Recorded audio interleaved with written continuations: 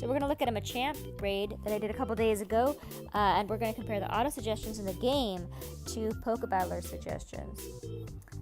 See here, we get in the Machamp raid guide, and then we're going to pause the game right when it pulls up the auto suggestions. There we go. Okay, and we're going to compare it to the Pokebattler suggestions.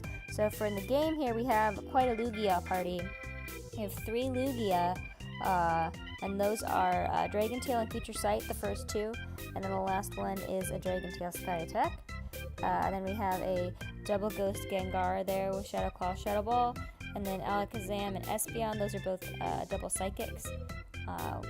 Psycho Cut and Future Sight for Alakazam, and Fusion and Psybeam for Espeon. So those are the ones the game's suggesting. Now Psychic is resistant to fighting moves and also super effective against fighting moves, so that's why we have all these Psychics here. Now let's look and see what the game says. Now we're going to start here with Unknown, which is the auto setting. And we're going to see that the results are pretty different actually. There's no Lugia to be seen. In fact, there are no Lugia to be seen anywhere in the top 24 counters here. And I can explain that. So the game likes tanky Pokemon. The game likes Pokemon with full bar attacks. And Lugia is, generally speaking, a good counter against Machamp with his psychic moves.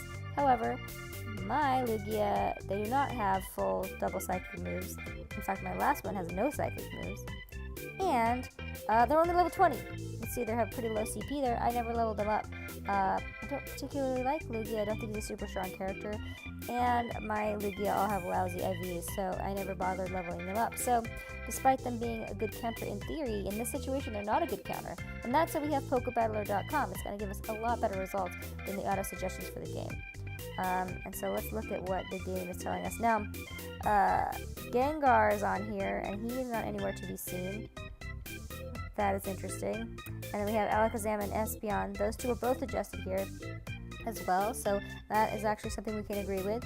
And then on here we have Raikou, and again there we have another Lugia, which obviously we're not using. But we're going to do some sleuthing here. That Gengar is very interesting because he's nowhere to be seen either for the top 24. Right? No Gengars, no purple. But if we start investigating here, let's look at a double fighting move. Oh, there he is. He's number 4. And let's look at another double fighting move. Blammo! Number 2 right there, right? Clearly he's good against fighting. I know he's resistant to fighting moves. But when we look at Steel, he is Gonzo. So, pretty good guess that this Machamp that we're about to go into has double fighting moves. He doesn't have Steel. So we're going to make that assumption, and we're going to choose the same Gengar to go into fight as well. So we are going to use 3 of the same characters that the game suggested, but we're not going to use those lousy Lugia. We're going to use our Dragonites and our Mewtwo, which are much tankier. So we're going to skip here. And we're going into the battle here with those 6 guys that we suggested.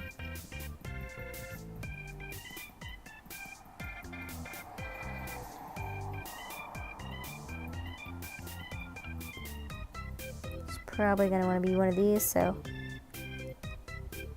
let's go there. Now we're looking at our Mewtwo, and he is causing some good damage here. It's just really high DPS, really strong Pokemon character. Got him in an X-Raid pretty recently. I was pretty excited about that. He's only caught attention, but he does have 15 attacks, so I have leveled him up a lot.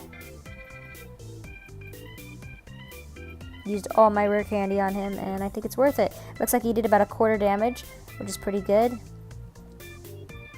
Now we're on to the first Dragonite. My 2 Dragonite are basically identical, as you see there. Slightly different IVs, but same moveset. Almost the same CP there.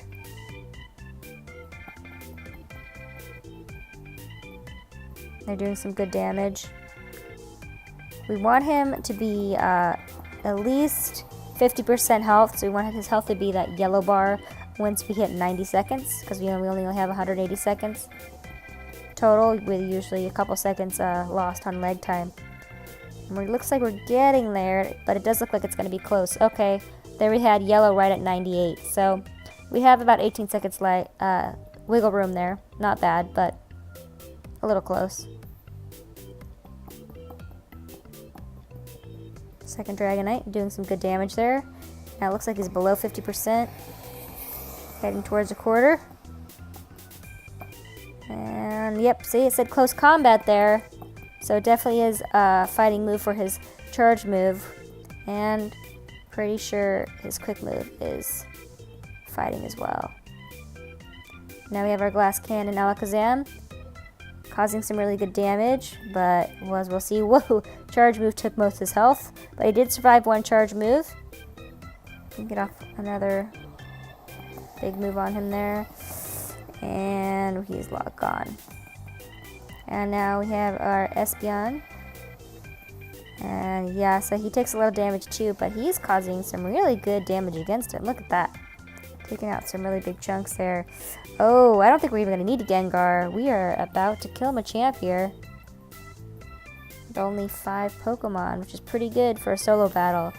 And that, ladies and gentlemen, is why we use Pokebattler, so we can solo like a star. Thanks for watching. Subscribe to ensure you don't miss our future Pokemon Go Raid Battle analysis video. Thanks for being a fan of Pokebattler.com.